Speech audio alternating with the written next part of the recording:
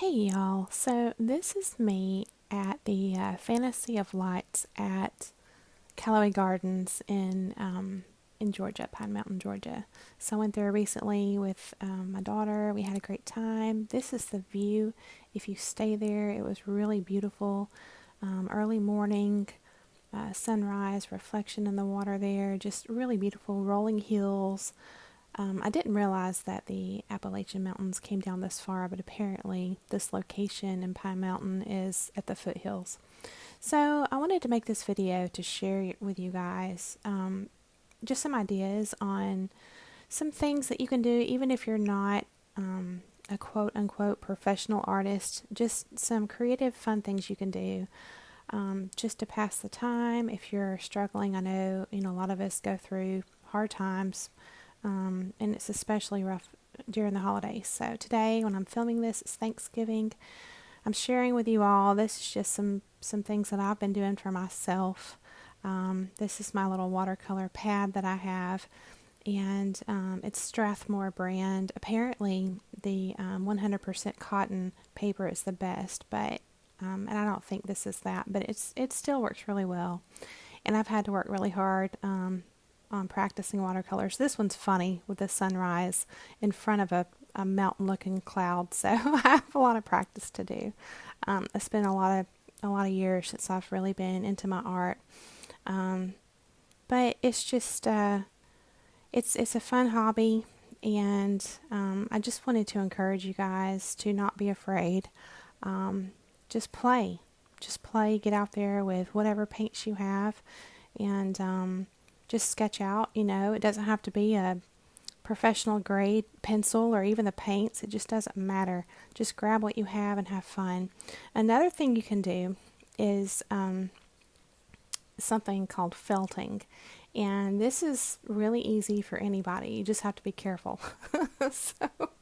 What you do is you get this really thick pad from a hobby store, and this long needle. This is in the felting department. Just ask if you're unfamiliar with it, and they'll be able to help you. But it does hurt very, very much if you accidentally poke your finger, so just be careful.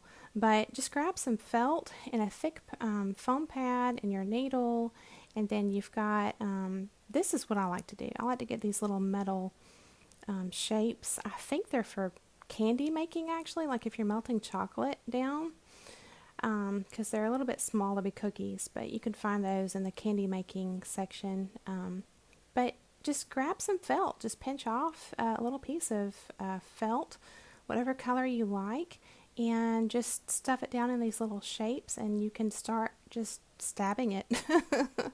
And like I said, just be careful. You can make it as loose and fluffy as you want, or you can really just do this for a long time. You can do this while you're listening to your favorite podcast or YouTube channel, whatever it is, and just pass the time this way. A long time ago, I heard about this.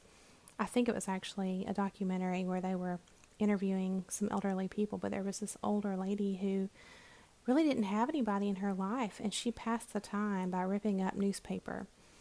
And it just really broke my heart. And so I try to remember, even in the good times of my life, the good seasons, I try to remember those who may be alone, and just reach out and say hello. I've got friends like that are better at that than I am, and they'll reach out to me, and I'm just so appreciative.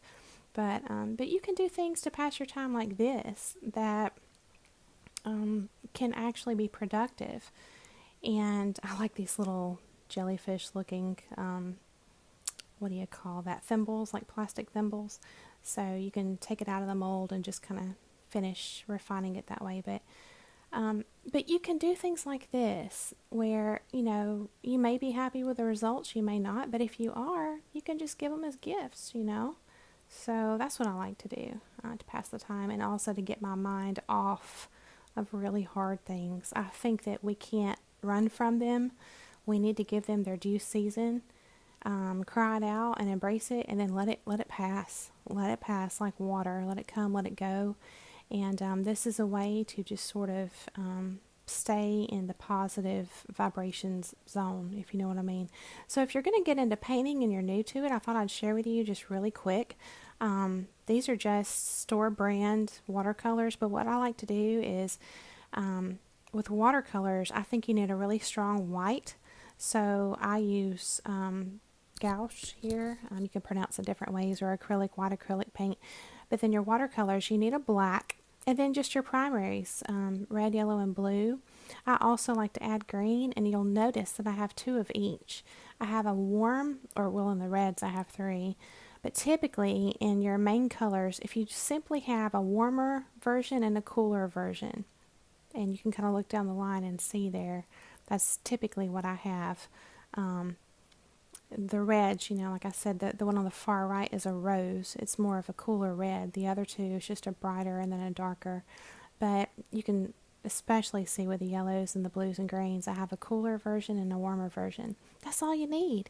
And these are currently my 3 favorite paintbrushes that I have. An oval wash at the bottom there, and then just 2 what they call a round tip brushes. One that's a little bit thinner for a detail. That's all you need, just something like that. And if you're just doing it to pass the time, it doesn't have to be professional.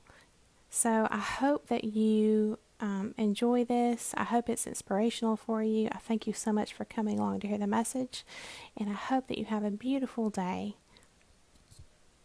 I'll see you again very soon.